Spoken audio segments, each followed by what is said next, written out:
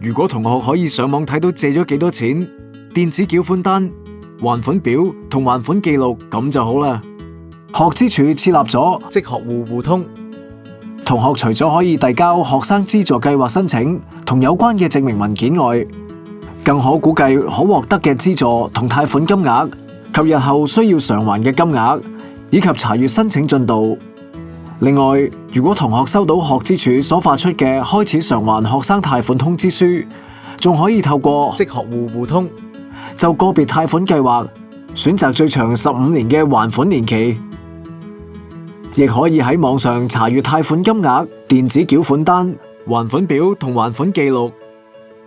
更可以提出償還部分貸款或一次過償還全部貸款。同學想使用或想知多啲職學互通嘅服務，就可以到以下網址，乜嘢都一清二楚啦。